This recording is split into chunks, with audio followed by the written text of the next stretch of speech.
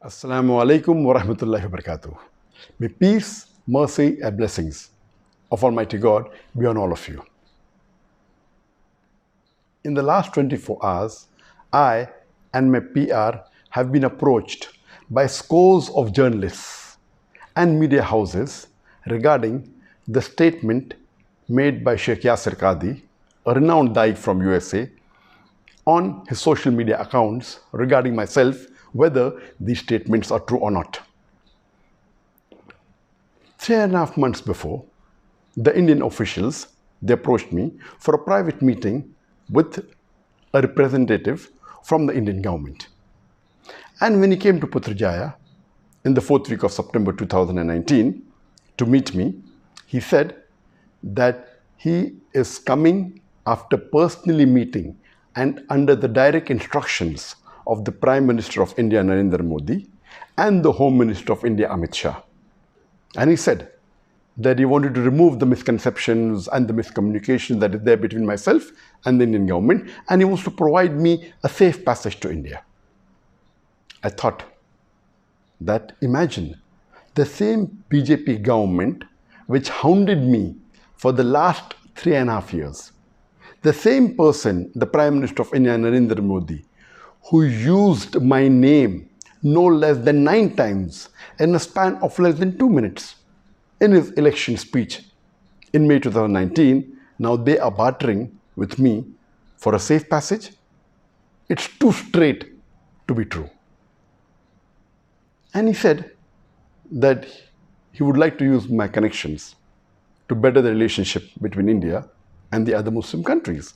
And I said that as long as you do not ask me to do anything against the teachings of the glorious Quran, against the teachings of the Sahih Hadith, and secondly, I do not want any personal benefit.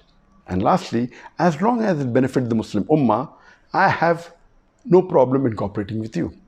And the meeting lasted for several hours. And then he told me that he wanted me to support the BJP government when they revoked Article 370 in Kashmir. And I flatly refused. I said, according to me, revoking Article 370 in Kashmir is unconstitutional and it is taking away the rights of the people of Kashmir. I cannot support an act of injustice, and neither can I betray the people of Kashmir. And when he realized that I will not support any act of injustice, he said that he has no problem even if I speak against any agencies of India, whether it be the NIA, whether it be the ED, whether it be the police, but I should not specifically speak against the BJP government and against Narendra Modi. And I told him that according to me, the NIA, the ED, they are not to blame. They are just following their political bosses and they're being forced to do what they're doing. And I'm not here to speak against any government.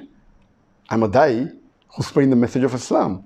As long as they do not do injustice to the human beings and to Muslims, why should I speak against them? And lately, on the 17th of December 2019, I gave a press statement against CAA, the Citizen Amendment Act, and which was published in the media.